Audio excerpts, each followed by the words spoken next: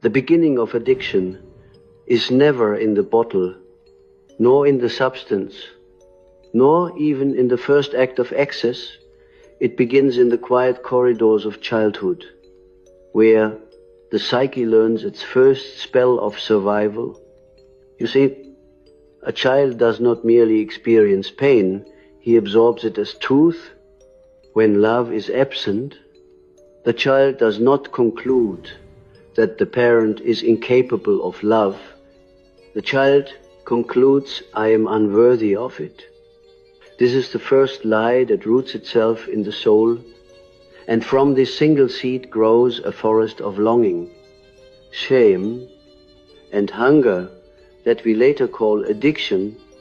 Every compulsion is a continuation of that early misinterpretation, a cry to rewrite the first story the soul ever told itself.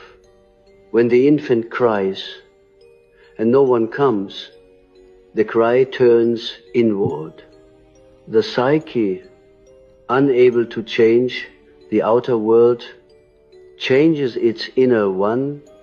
It splits like a mirror, shattering under too much pressure. One part continues to live on the surface, learning to smile, to perform, to adapt. The other retreats into the depths, holding the unbearable truth that life is not safe. In my work, I have called this division the beginning of the shadow. The shadow is not evil.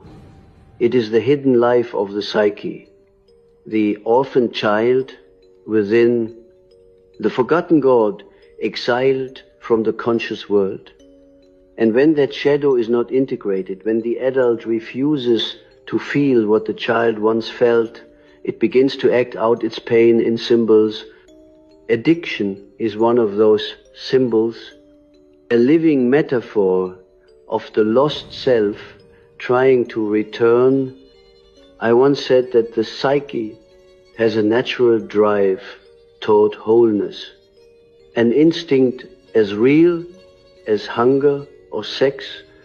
But when that instinct is blocked by trauma, the energy of life itself becomes contaminated with desperation.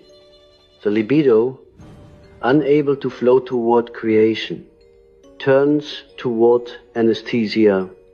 It seeks the shortest route back to unity. Even if